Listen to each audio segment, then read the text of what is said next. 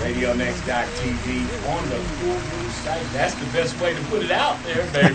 You know, fall in love with Jesus, and if you don't know, it's the best thing I've ever done. And Dr. Mark Echo, Harold H.B. Bell, up in here, Warp and Woof Radio. And before we get going, let's just say hello to Reverend Gill, great stakeholder in our community, making things happen. How you doing, Reverend?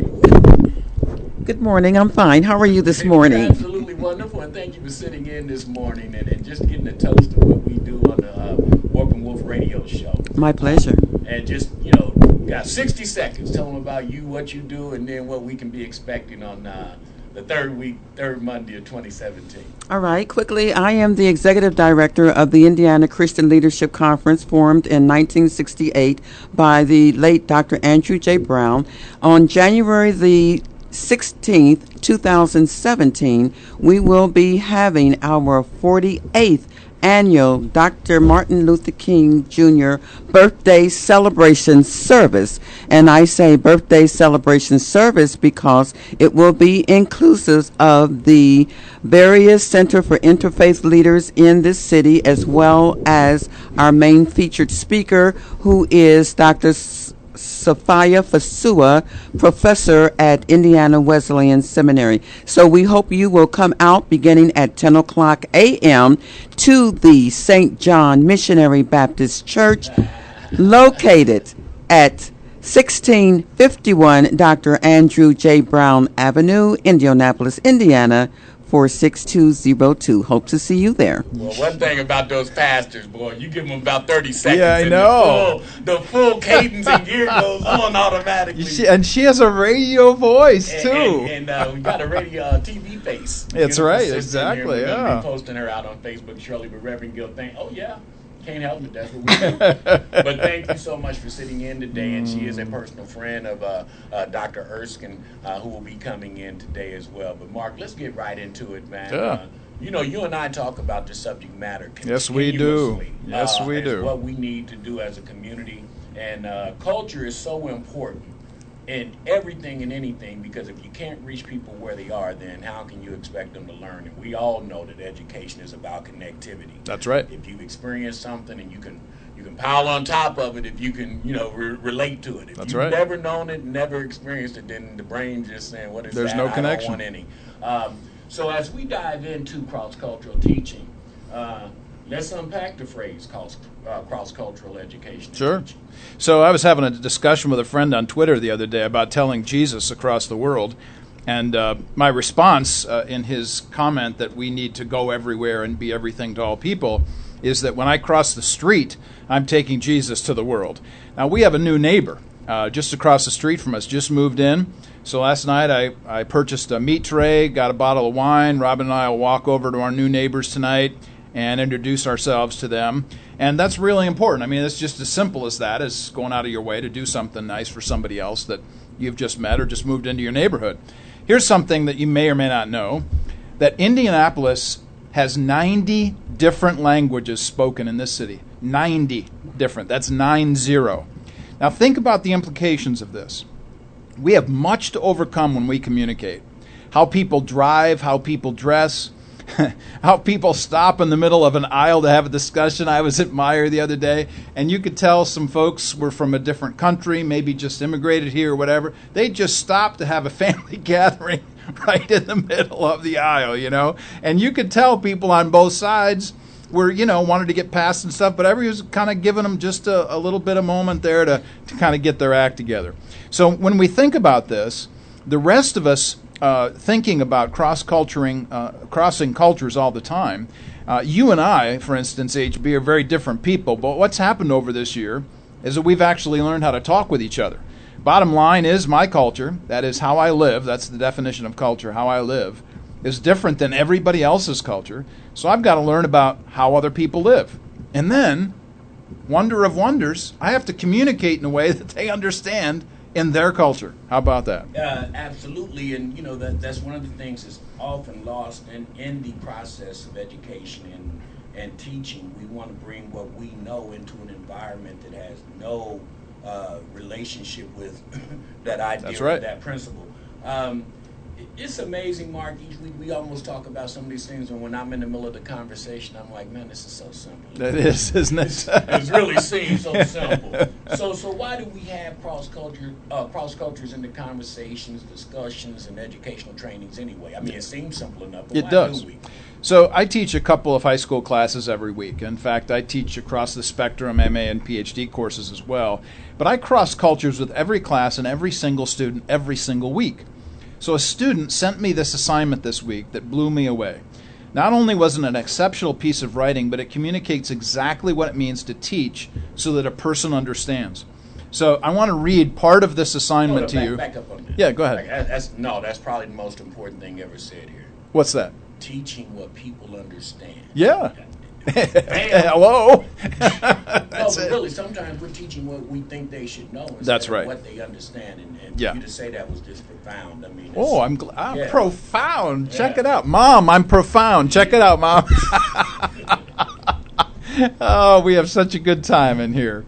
So here's part of what this young man wrote this week, a really important, powerful statement. He said, as I entered the classroom, he's talking about my classroom. I teach a course for high school students. He said the first day I was prepared to be lectured on Gothic horror literature. That was the title of my class. He said I was scared. I was afraid that the class would be as boring as all the others I've ever taken.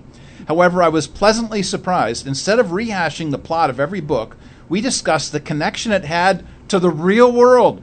Every story, whether we're Dracula, Dr. Jekyll, Mr. Hyde, Frankenstein, was connected to reality. And suddenly it didn't matter if I wasn't in control of the story. I could instead determine the lesson of the narrative, and this proved to be 1,000,000 times better. So here's this young man. So I wrote to him back in an email, I wrote to him this: the greatest gift that any teacher can receive is to see that their student makes the teaching their own. Every week when I'm in your class, I see the responsiveness in your eyes. I'm writing this to this guy. I hear the engagement in your voice. You said early in your piece, a part that I didn't read here this morning, that you hate literature, but I'm going to tell you that you love to learn. The way somebody learns makes what somebody learns possible. The what will not matter if the way is not received. So I resonated so much with your recent comments in class because I think anything can be taught as long as the student is willing and the material is inviting, but I believe that the invitation has to come first, and that makes the student willing. Wow, that's interesting. Interesting. In my experiences with teaching the disenfranchised, quote unquote, youth, that connection. Yeah. The only way that I would be able to have any success is to have gone through what they are and who they are. And lo and behold, How about that? Young single brother from IPS school system dealing with the ups and downs. When I go talk, I understand and I get it. And since we bring this show every week from the root of Proverbs, yes. How to live, why to live, wisdom and knowledge intersecting, how does Proverb help us understand cross-cultural teaching? Man, I could go on and on. Like I tell you this every week. I tell you sometimes you're going to have to shut me up because, I could just keep... Keep on talking, baby. I know I got a reverend in here now. Look out. This could get really good now. Yeah, I'm just going to talk about one little statement out of Proverbs 1:5 that says that we have a responsibility to obtain guidance. Now, I want to kind of tease out the meaning of those words because the Hebrew there is really cool. The Hebrew there for the word obtain literally comes from the root word rope or cord. So ropes were used to steer a ship, and the sailor steered a true course. So by using the ropes, literally the obtaining of the steerage, he was plotting a wise path through life. The word guidance literally means to take, literally to be taken by, or persuaded in an argument, comprehending what's known in order to teach or persuade others. So when you receive knowledge, that is, you've been steered into it properly, you focus on the perspective, that is to acquire a certain kind of mindset or a way of thinking. So as a teacher, as a communicator, I have to learn the ropes, literally learn the ropes, to help people navigate life in such a way that the universal principles found in Proverbs resonate with them. Awesome.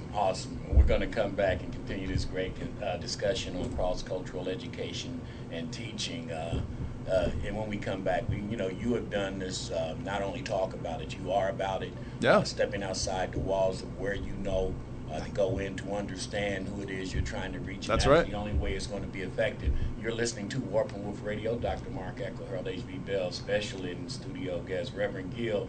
And since you hear my sister, I know you remember this. Go on, get down, Reverend. Radio Next. Neither one of us glad it's night. RadioNext.tv on the Cool Roof site, Warp and Woof Radio. Giving a big shout out to Mal Eccles out there in Denver, Colorado. We love you and thank you for all of your continuous support on your baby boys in that radio show.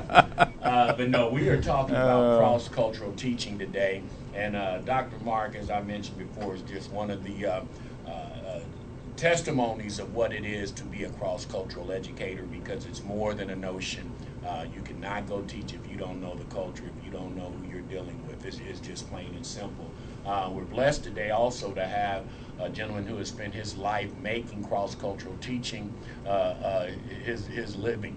And Dr. Erskine Dotson will be in at the 11 o'clock hour with the North India Baptist Seminary, and he's going to talk about what it's really like now. That's you right. think it's something to teach different cultures in America. Imagine going to a land where they have no clue, no knowledge, and don't give a dang about what's going on in your life versus their culture. So this is going to be an interesting show. But in this second segment here, the last 2 weeks we have discussed the importance of place, transformational presence, and I think you this is kind of, you can tell you're a teacher. You have led up. I mean, if I had to do a final, I've been prepped. Yeah. Explain how cross-cultural teaching connects with these two things. Sure.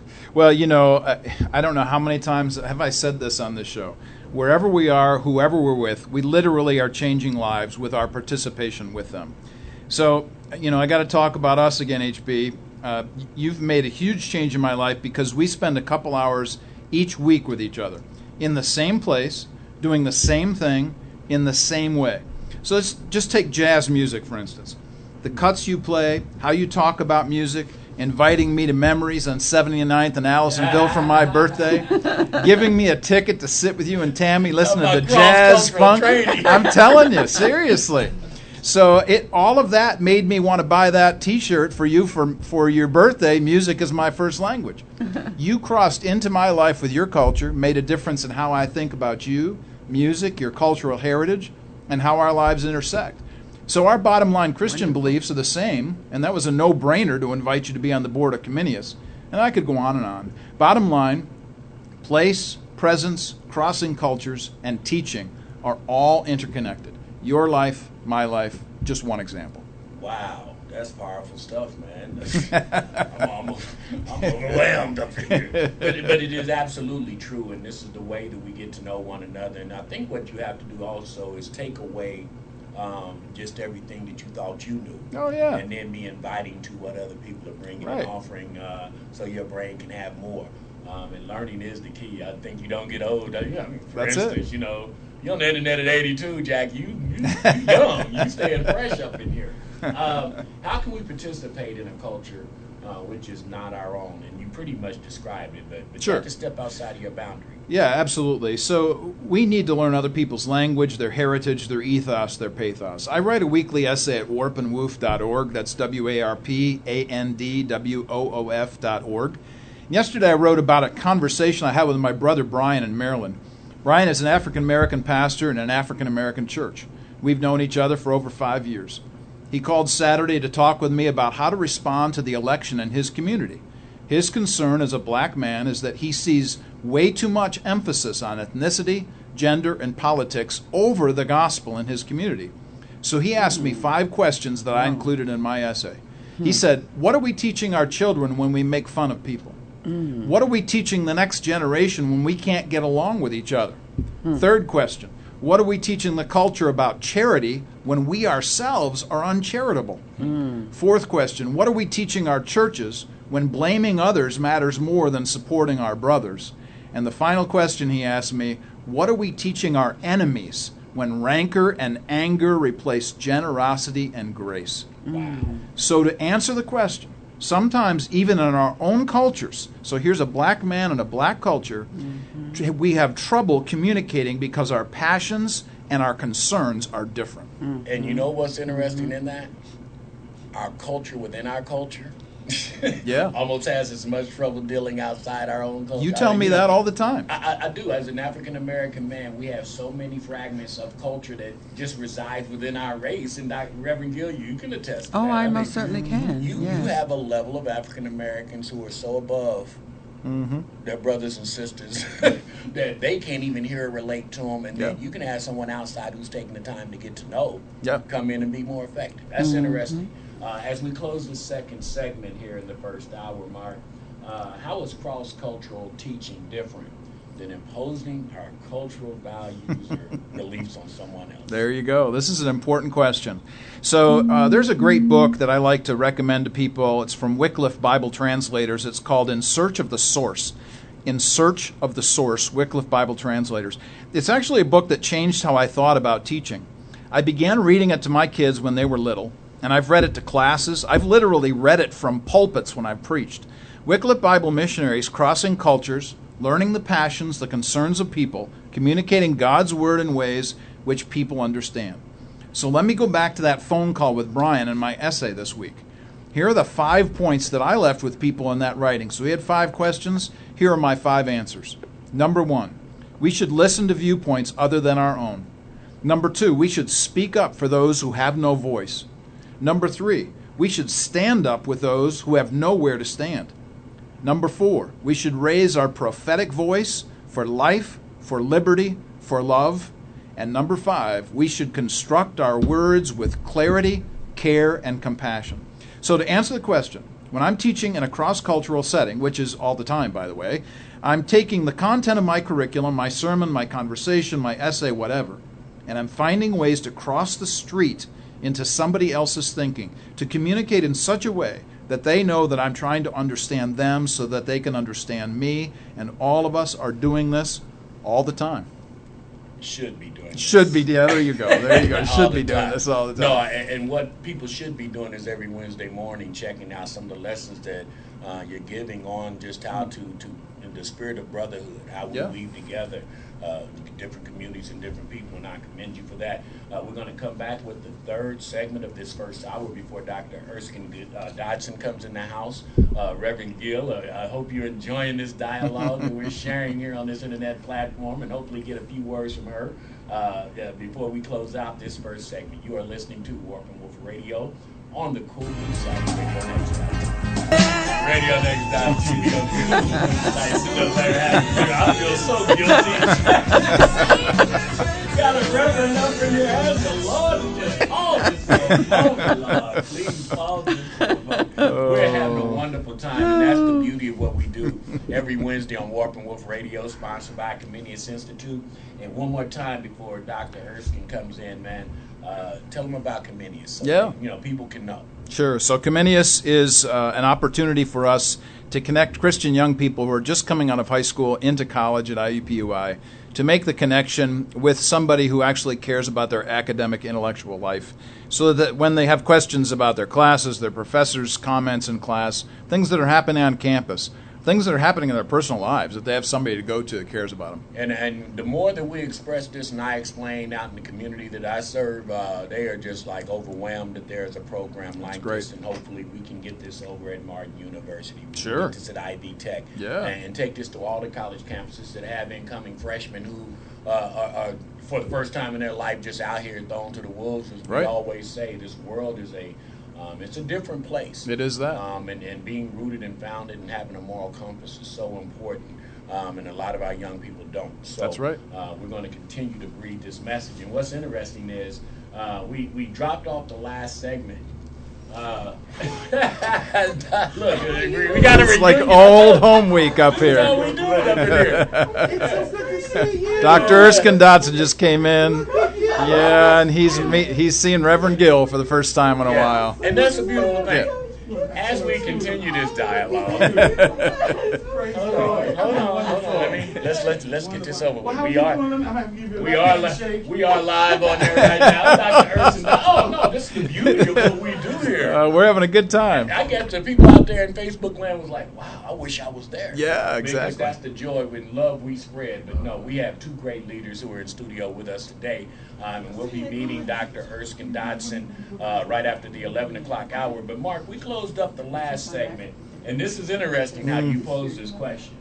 You asked in the last segment, how is cross-cultural teaching different than imposing our culture on someone else? That's right. But as Christian people, there's another responsibility. That's right. So we want to ask, how do Christians do cross-cultural education without posing their culture on someone Oh else? my word! I'm telling you, That this is is huge. huge. This is huge, so that we don't make people believe what we believe.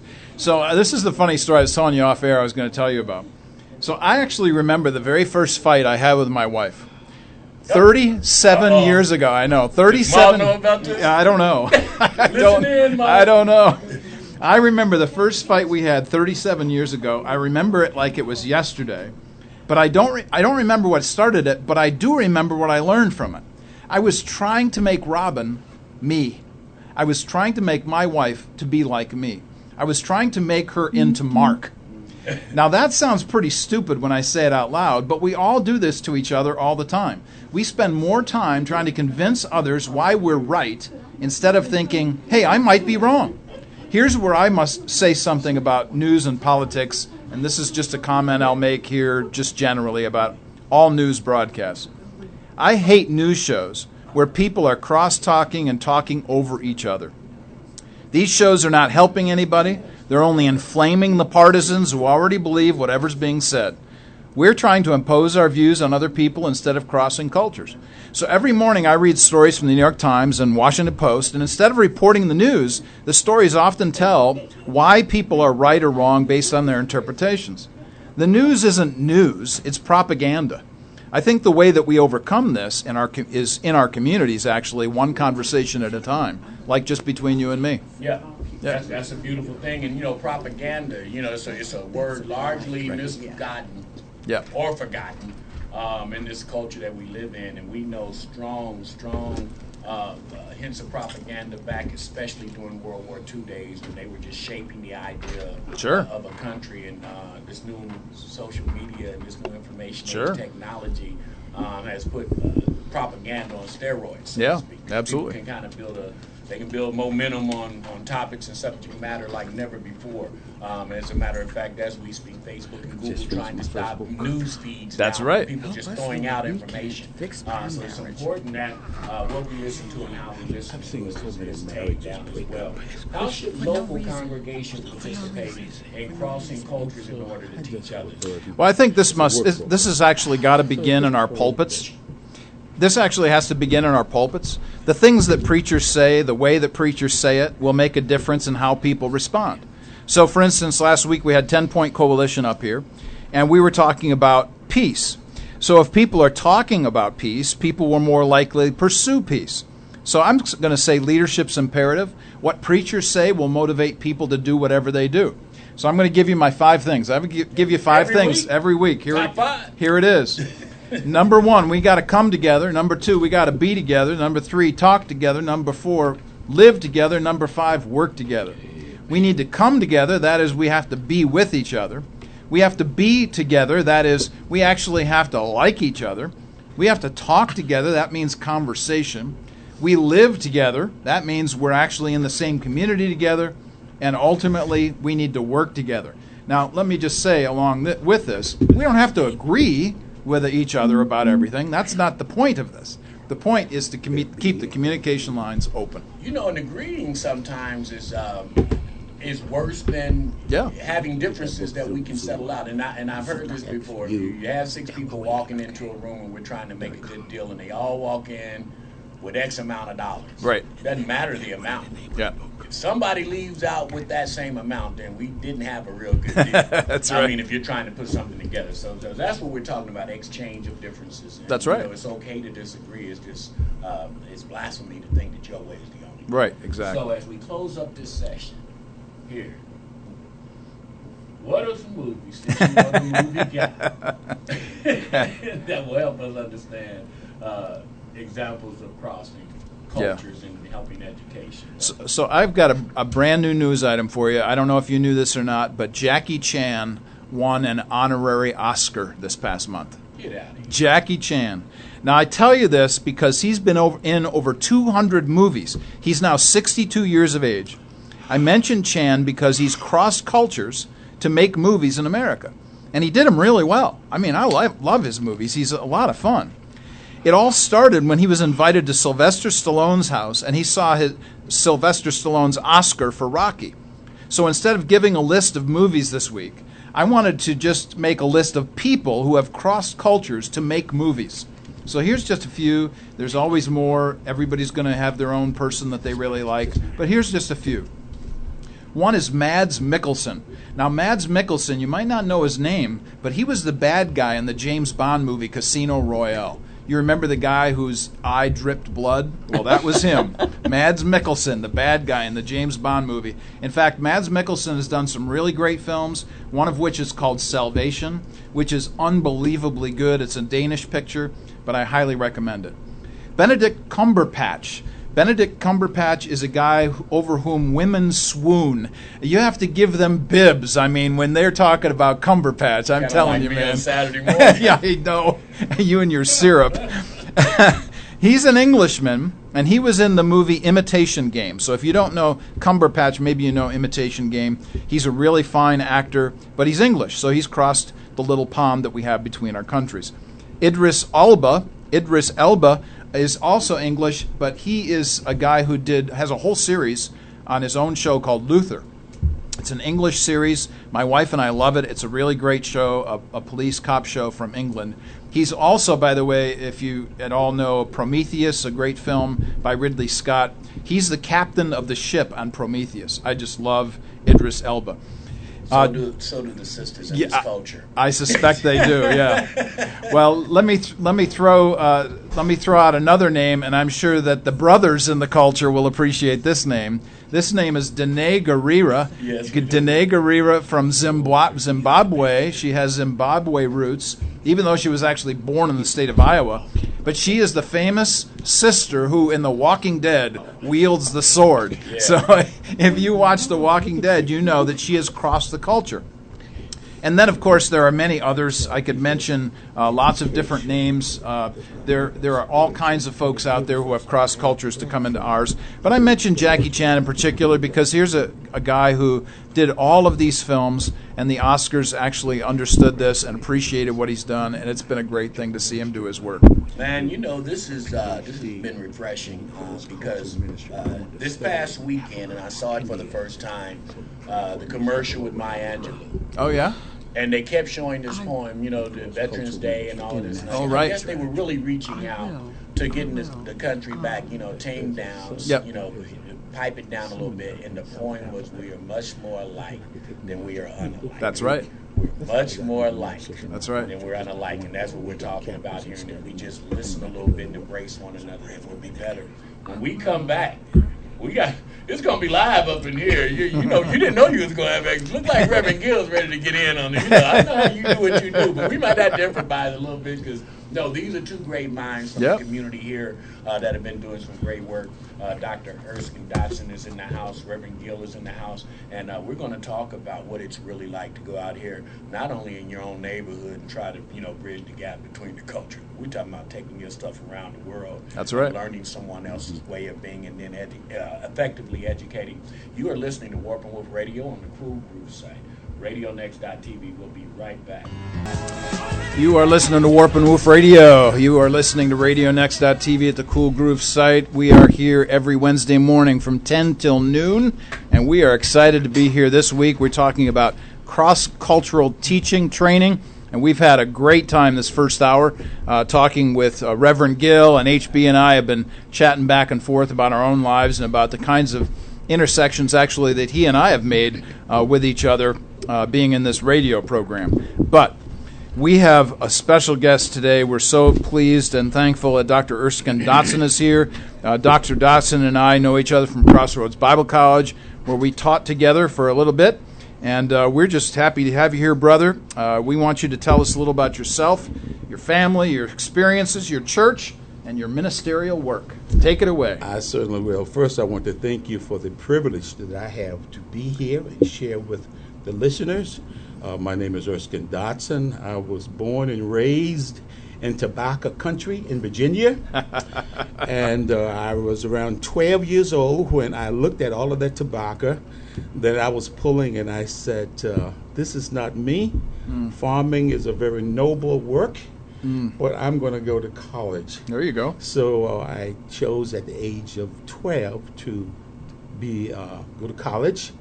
And my parents did not come from the educational background. Mom finished 7th grade, and that was it. Dad was taken out of 1st grade to work on the farm.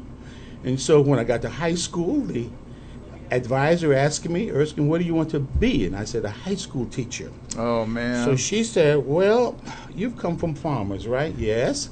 Your grandparents too, right? Yes. No, we're going to put you in Future Farmers of America in industrial arts. And so I did not take those college prep classes that would get me into the teacher's college.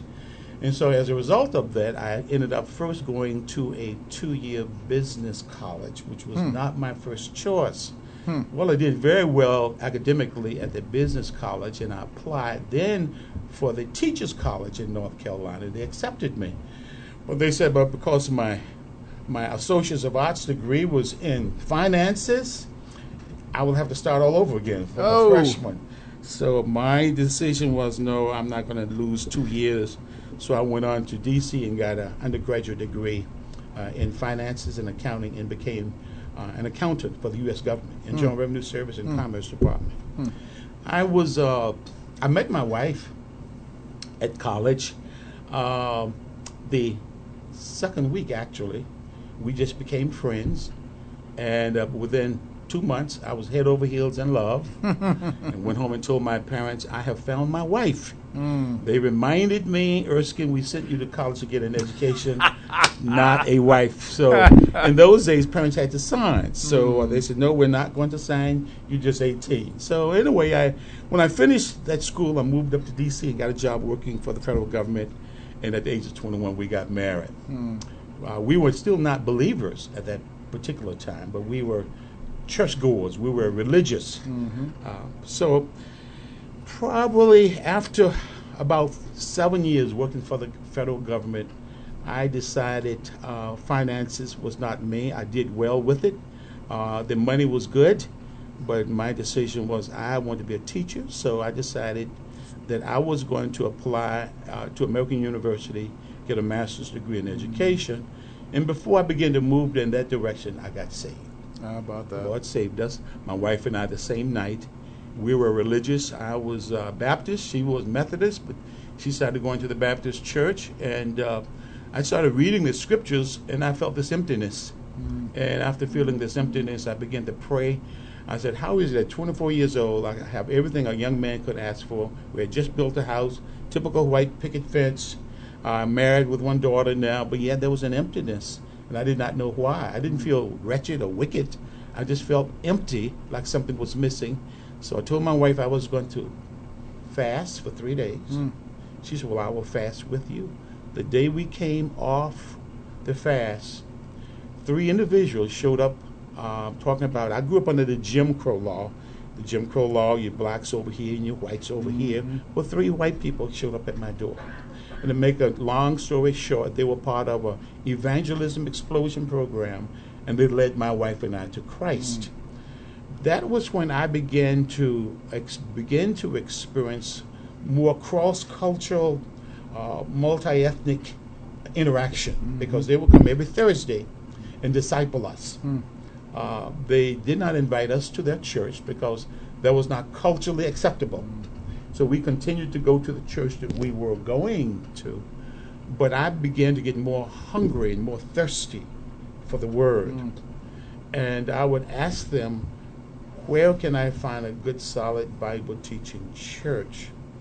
And they said, we would be praying for you, and we would pray that you find it. So after about 3 months, I told my wife, it's time for us to go to this church that they attend. I said, they have taught us well about what to look for, the kind of church, what is a solid Bible teaching church. but they have not invited us, but we're going. So she reminded me, well, Erskine, they have not invited us, so we may not be accepted. And my response was, well, I'm not going because of them. I'm going because I want the Word of God. There you go. And so we crossed over culturally at that time because, again, all of my life we grew up blacks over here, whites over there, under the Jim Crow law, where we were not to mix.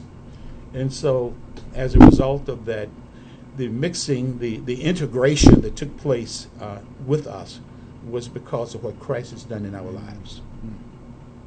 We now have 3 children.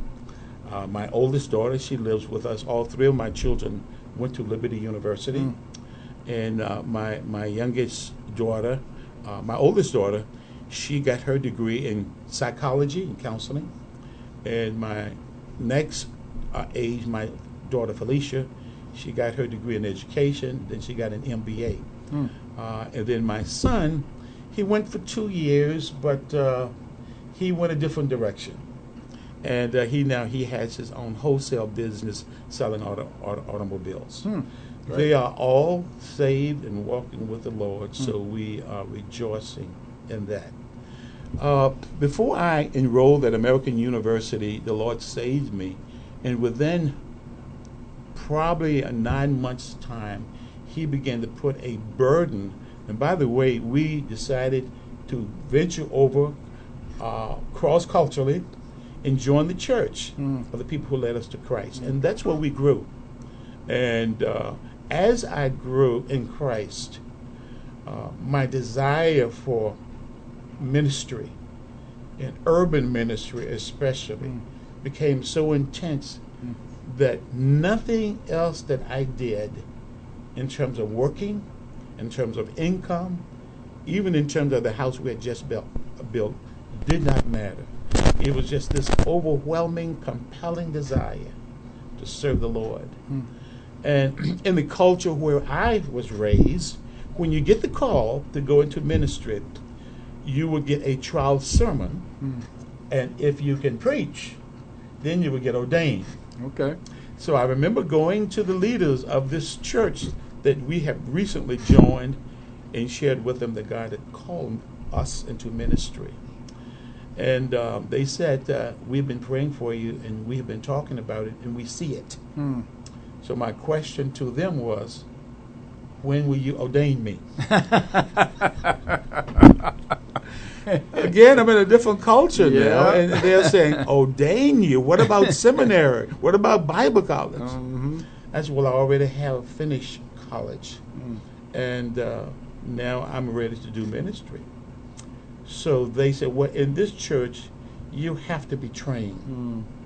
And my response, and that was my lack of knowledge in this area, well, did Paul have a formal education? Did Moses? was Elijah and these prophets? Why are you expecting me to do something that the Bible doesn't say?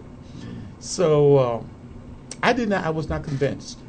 So I went home and I told my wife, they want me to go off to school. She said, well, I've never heard of that, especially when you are educated.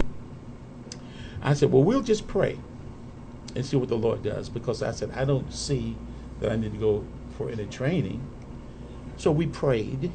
That next Sunday, they had the academic dean of a school of a seminary in upstate New York. He preached such a powerful message. But at the end of his message, he gave an invitation. Now, he did not know me. I did not know him. Neither had the leaders told him about me. But he made a statement. If you are considering ministry, would you consider our seminary? Don't go out of here untrained. We get trained for everything else, but when it comes to ministry, oftentimes people do not get the necessary training. I knew God was using him to speak to me. So within a year, we sold our house. I quit my job, moved up to upstate New York, and began to attend seminary there. So I'm really, really thankful that God intervened in spite of me and said, Erskine, you need training. This is, this is such an amazing story. Most the immediate connection for me is that, I grew up in Syracuse, and you preached in Syracuse. And you're talking about Empire State, aren't you? Empire State Baptist Seminary. There you go. Over in Liverpool. Liverpool, New York. Okay, see, now this is old home week now. Small world. It's amazing. That's right. So tell us a little bit about how you made the connection between Empire State Seminary and then going into preaching, and you went right from there into Syracuse preaching, right? You preached in Syracuse? Yes, I was a member of the Liverpool Baptist Church, and that was connected with Empire State Baptist Seminary. So I was there for 4 years. I became a deacon there at the Liverpool. That was an all-Caucasian church. Became a deacon there, a trustee there, taught Sunday school there. I lived in that community in North Syracuse. And the pastor had come before the church and said he really needed help. And my senior year in seminary, I said, well, Pastor, whatever I can do, however I can come alongside you and help you, I'm willing to do that. But I knew God was calling me eventually into an urban ministry. So he asked, would you be my assistant pastor? And I said, yes. So the church voted unanimously for me to be the assistant pastor of the Liverpool Baptist Church. Nice. So it was a privilege to serve, a learning experience, serving as the assistant pastor. But after about a year, I knew it was time for me to go. And so I told my wife, let us, because we lived out in the suburbs of Syracuse, I said, let us begin to visit the city, and let's see if, because all of my professors, I had praised God for them. I got my Greek and my Hebrew and my theology and systematic theology. But they were suburban, Caucasian professors. And they could not fully relate to urban, inner city, multicultural ministry. Right. So I got tremendous education, but in terms of church planting in an urban setting, I did not get that. And I started visiting Syracuse, but my intent was not to stay in Syracuse. My intent was to go back to Durham, North Carolina, Washington, D.C., or Atlanta to do church planting. But as I began to visit the churches and visit the people in the inner city, my heart began to swell with a burden and a desire. Now, my wife had already told me when we first moved to upstate New York, because of all the snow and the cold, honey, promise me as soon as you finish seminary, you will be out of here. I said, absolutely. And culturally, there was a difference, even when it comes to friendliness. We grew up in North Carolina. She was from North Carolina, and I'm from Virginia. And people down south, we speak. We nod. If we connect with eyes, we nod or we speak. Well, you didn't do that in upstate. No, you don't. And so that was a cultural adjustment we had to go through, even in the church. Hospitality was noticeably lacking. There was not much hospitality, not much friendliness. You can go into a church and come out, and if you don't take the initiative to speak to many, they will not speak to you. Yeah. That was not prejudice, which I initially thought that it was, but it was basically the culture. Yeah. And I was brought up differently. So we did not lack upstate New York. So when God began to work upon my heart to stay in Syracuse, my first thing, how am I going to tell my wife? So I said, because as I began to literally cry at what I saw, I saw a real need of good Bible teaching, expository preaching, and I began to weep and cry, and finally I asked God to send someone to Syracuse. And not me, but Lord, send someone. And he used really the Great Commission, Matthew 28. The Lord impressed that upon my heart, day in and day out. Go ye. And the text tells you what you're supposed to do. So I remember sharing that with my wife. I said, honey, I'm finishing up seminary, and the Lord is leading us to stay here and do church planting. Oh my goodness. Erskine, you promised me. Oh my, we have to tell this story continuously. This is quite something. Well, we have to take a break, and we're going to come back, and when we do, we are going to find out not only about the end story about Syracuse, New York, but we're also going to ask Dr. Dodson about his most recent work in India at North India Baptist Seminary and his trip over here this last month. You are listening to Radio Next at the Cool Groove site. This is Warp and Woof Radio. We are back, RadioNext.tv at the Cool Groove site. It's been a great time to talk off air. I'm telling you, this particular week is not unlike any other week we have here. We have lots of great people that come in and out of the studio. We have great conversations. We have great guests.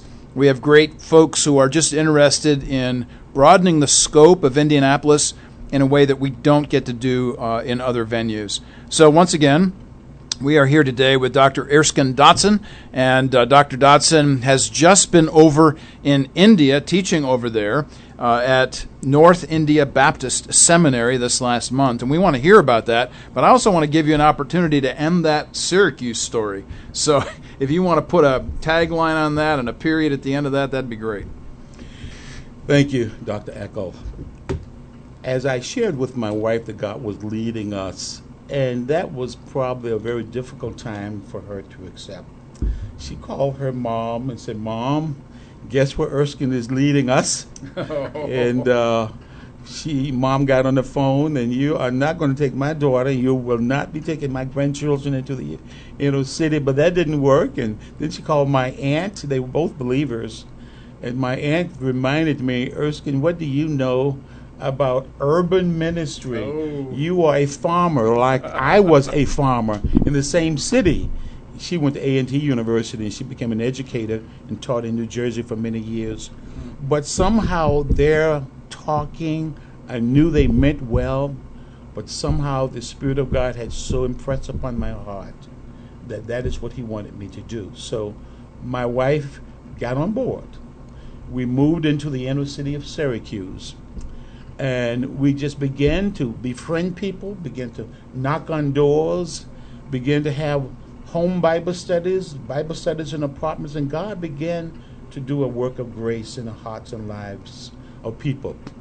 Then we began to get them all together from the different, and then began to meet on Sunday afternoon in the living room of my home. And then it grew. We were still just a Bible study. We outgrew the living room. Then we moved to my garage, which was almost a 2-car garage. We outgrew the garage. Then we moved into a community center. And it had gotten to the point I began to share with the people about a church. I said, oftentimes people think a church is a building. It is not.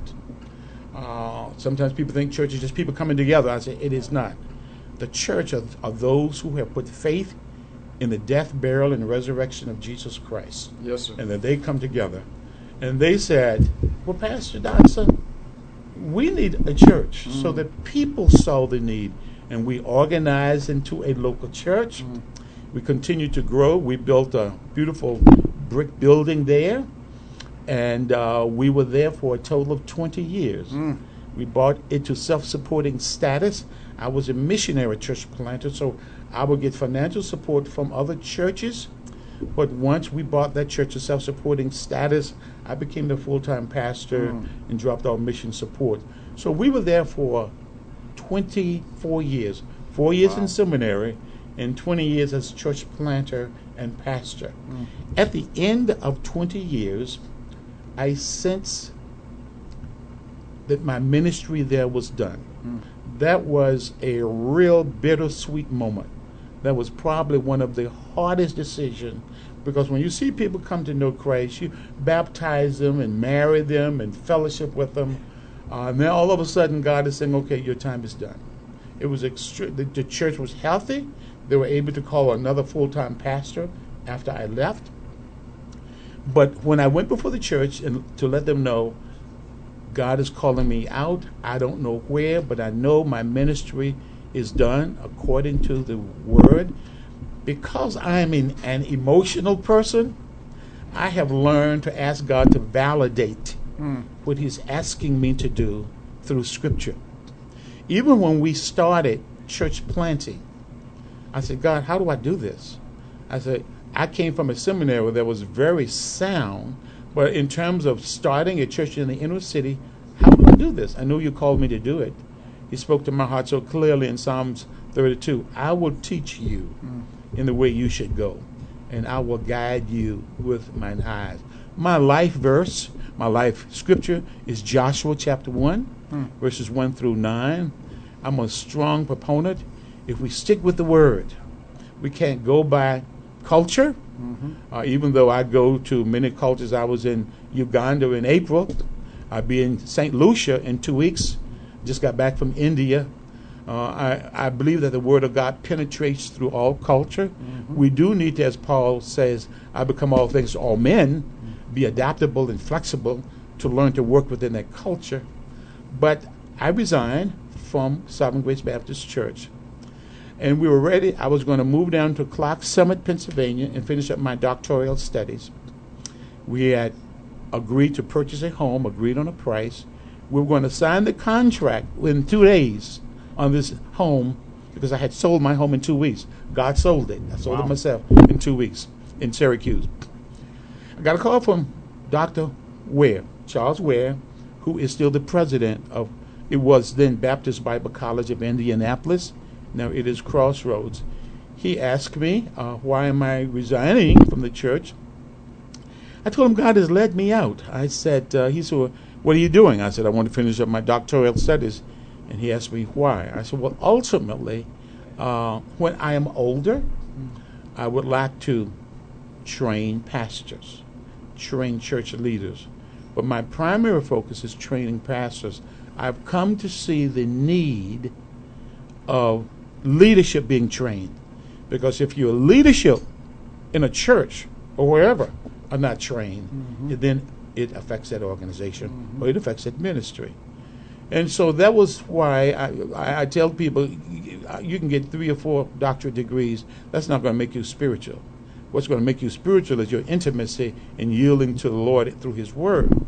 But an education does take you to another level and gives you a greater platform. That's right. To speak and to do work and to do ministry. And so he said, well, the only position that we have that has been held by an African-American professor, name is Frank Stone, he's just recently gone home to be with the Lord. He says he has resigned. Would you consider it? So my wife and I came up to Indianapolis, and we were interviewed by the board as well as being called the Faculty Senate. And they both voted unanimously to call me as a full-time professor. So I was over the urban ministry and pastoral department. They also had a position for my wife, and she still works there. She's over the student financial aid department. She's a senior financial aid officer for student loans. So that's how we got to Indianapolis. After about 3 years of being a full-time professor, the desire to preach became strong again. And I went to Dr. Ware, and we had established the Crossroads Bible Church. I was one of the elders at Crossroads Bible, and Dr. Ware was the senior pastor. It was a good multi-ethnic work, but somehow I sensed a call to be a senior pastor.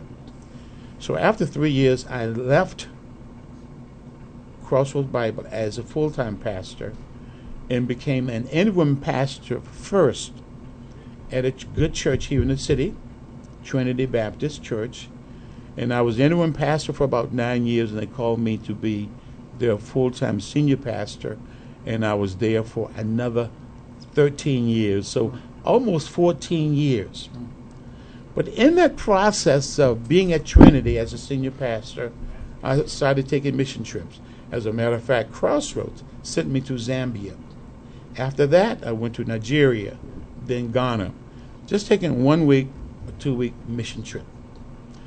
After taking the mission trips, after a period of years, probably about 7 or 8 years, the desire began to get so strong about global ministry.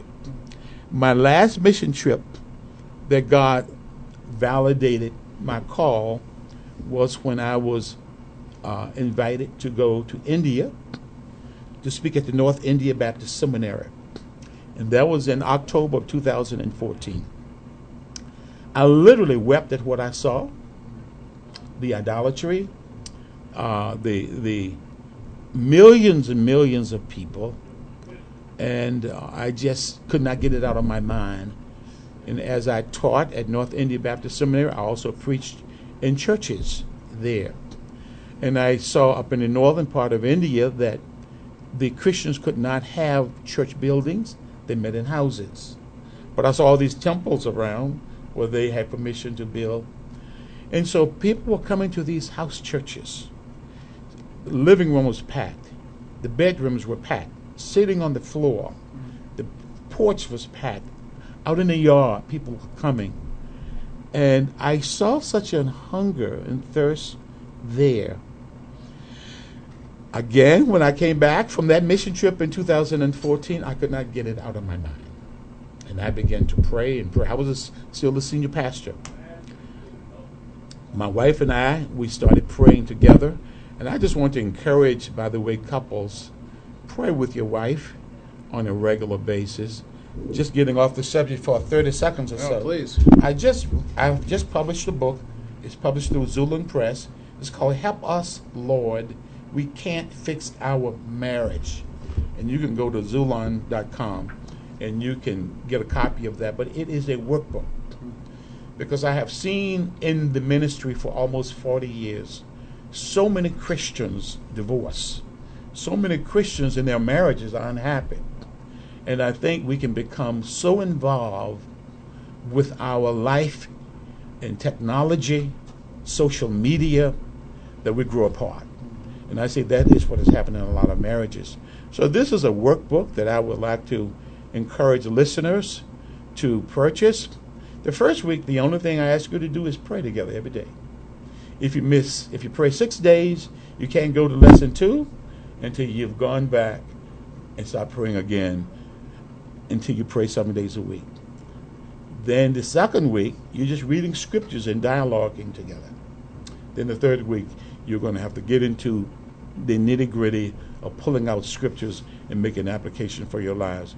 The reason I'm so strong on prayer, the reason I'm so strong in husband and wives coming together, dialoguing around the Word, because many times that does not happen, and we are so undisciplined when it comes to our spiritual intimacy with God and with each other as husband and wife.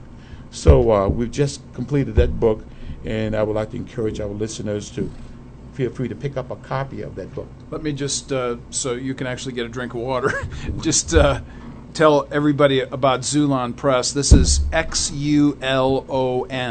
That's XULON.com. And the title of the book, again, is Help, Lord. We Can't Fix Our Marriage, and that's by Dr. Erskine Dotson. That's Dodson. So make sure to check that out at Zulan. That's XULON.com. So take it away and tell us how you continue now on the road. Literally, you're on the road teaching at these various places, and maybe even put a period on your good book there. Okay. Well, when I got back from the mission trip from India, I told my wife, I said, I journal a lot. And God had been gradually speaking to my heart. I knew ultimately one day it was going to come. I have in the margin of my Bible global ministry, cross-cultural ministry. So I knew one day, I did not know when, but I knew ultimately it was going to happen. As a matter of fact, once I stepped out of the pastorate, Trinity Baptist is our commissioning and sending church.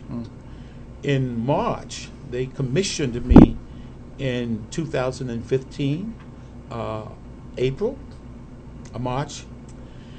Within 2 weeks, I was in Tanzania. Oh, my. And as I was in Tanzania, I was with a dear brother who worked with Triumph Missions, Doug Bravera, and he was teaching, and he shared a portion of Scripture, and as I opened the portion of Scripture that he shared, I had written in the margin of my Bible, "The vision is yet to come." It will come. Wait for it.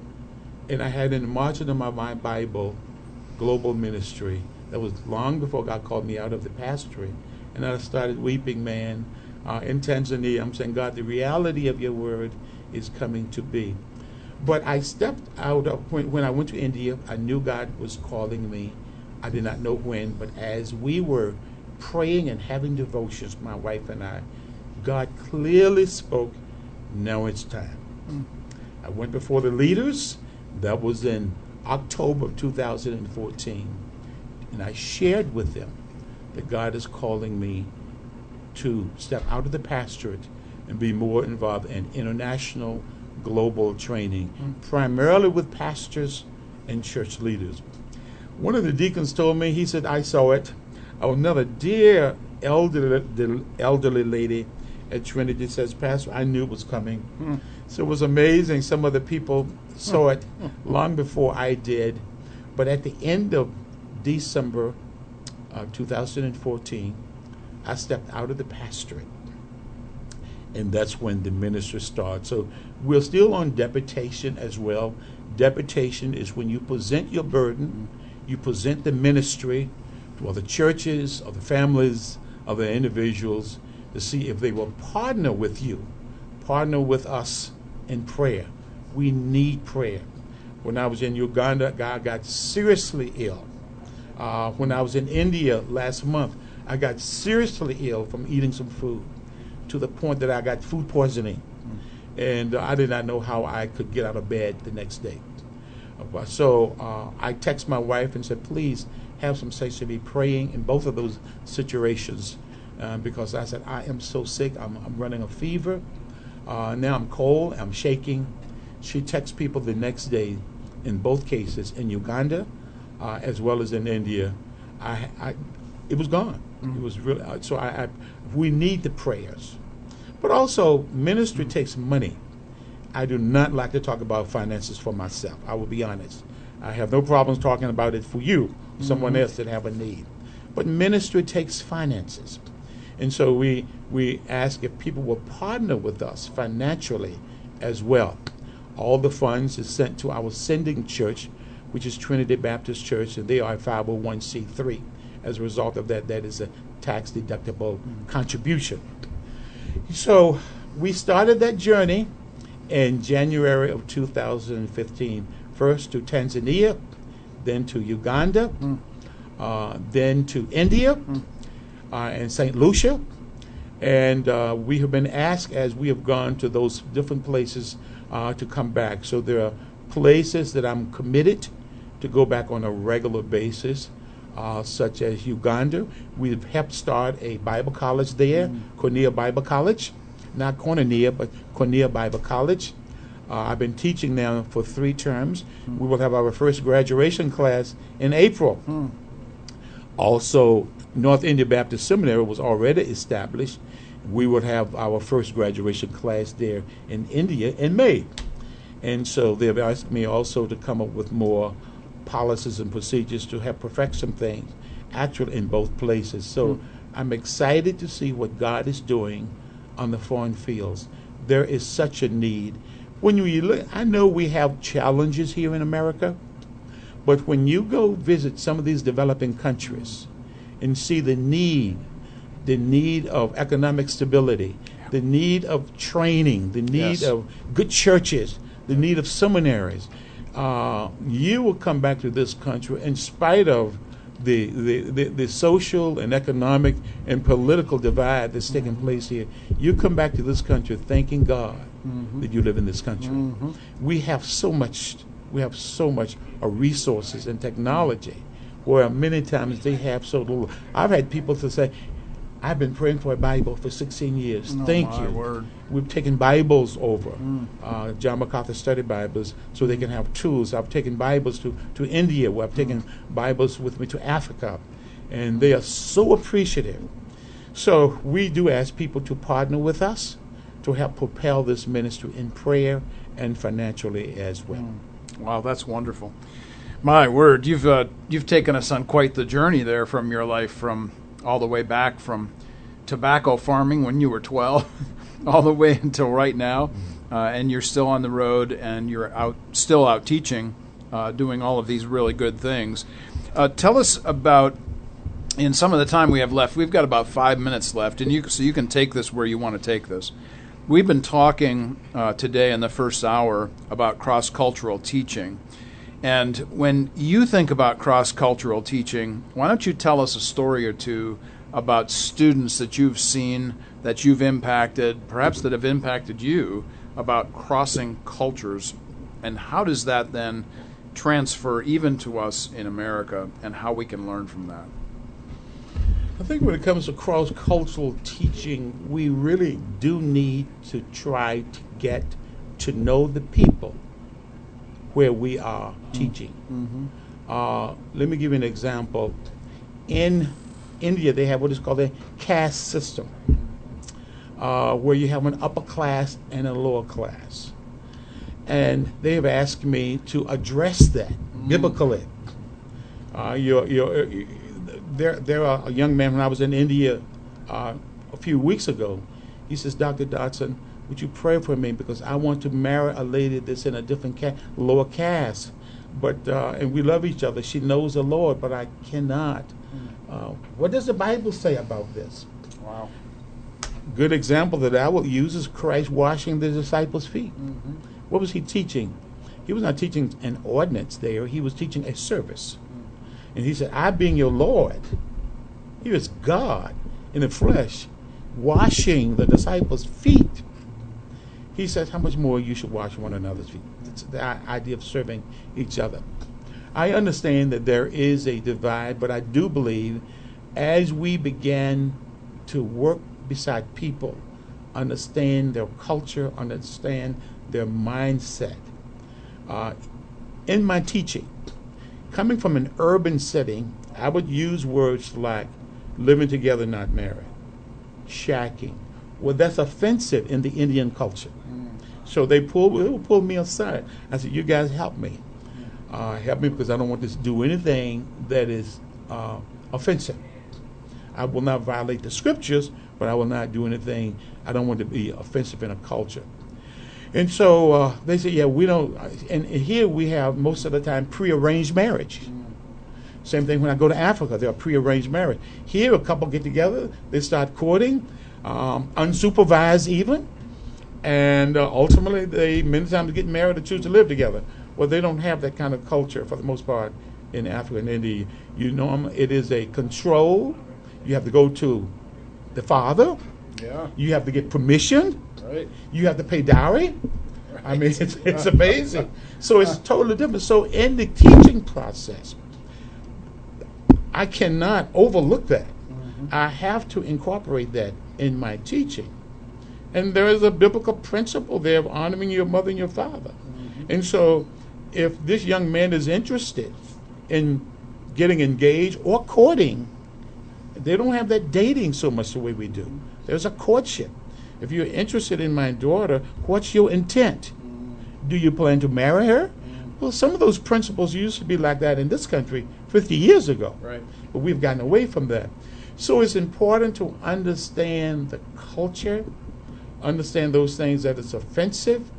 My wife and I would hold hands when we go to India. My wife was with me in India. Well, we found out, well, husband and wife don't hold hands. Guys hold hands.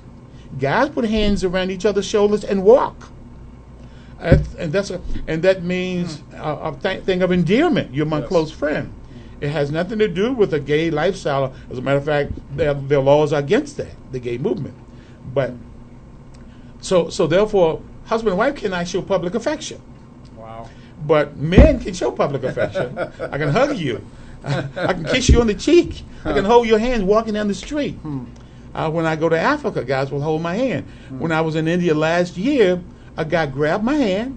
We were walking towards the ship that we were going to get on, and my wife was walking behind us.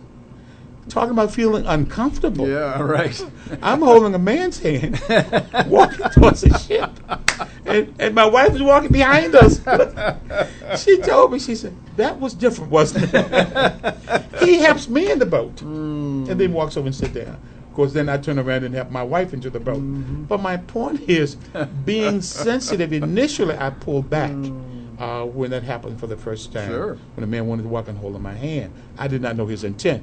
But understanding the culture, understanding the people, and I think in this country, sometimes we are so divided, especially at 11 o'clock on Sunday morning. Ooh. We're so divided.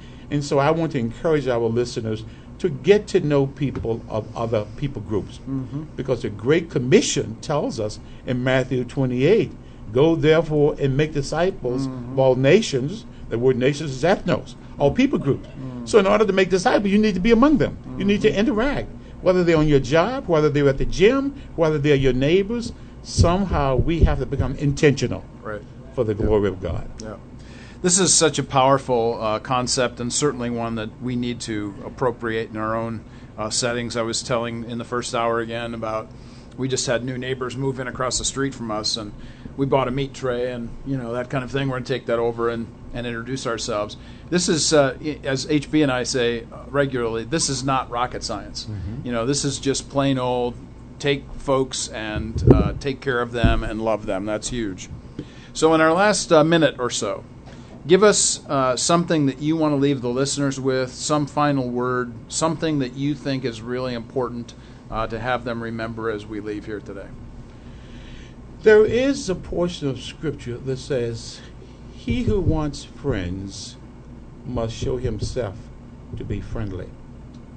I would like to encourage our listeners, if we want to develop relationships with people, regardless of the culture, regardless of the ethnicity, become intentional. That's right.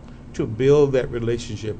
You will find, as I found growing up under the Jim Crow law, where blacks are over here and whites are over there, I found that once I crossed cultural and ethnic barriers, I found that you have people just like myself.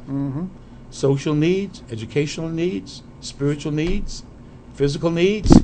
You will find that basically with the multiplicity of cultures and ethnicities, you find people have the same basic needs.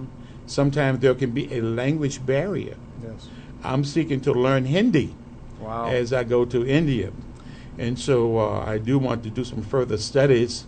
My wife is saying, oh, Lord, help us. I want to get a PhD in another country on cross-cultural ministry. But I just want to encourage the listeners to just build relationships with people that just don't look like you. There you go. And spend time. Invite them to your home. Go out to lunch. And you will see, you'll find people regardless of their ethnicity. There you go. Well, we talk about this all the time, Dr. Dotson, the concept of intentionality, the idea that this is something that we actually have to initiate and practice on our own. Dr. Erskine Dotson, you've been listening to him give testimony about what he has been doing in his life, not only in this country but in others. And the concept that we have hit all morning long today is cross-cultural teaching and training, the idea of crossing the street to meet other people no matter what. You have been listening to RadioNext.tv at the Cool Groove site. This is Warp and Woof Radio. You hear us every Wednesday from 10 till noon. And next week is Thanksgiving week, and we have a special show. My children will be on the show next week, and we are going to have 2 hours of family, and we're going to have some call-ins. And for that's right, guess who's coming to dinner next week? So you hang in there for next week. We'll look forward to seeing you then. RadioNext.tv at the Cool Groove site. This is Warp and Woof Radio.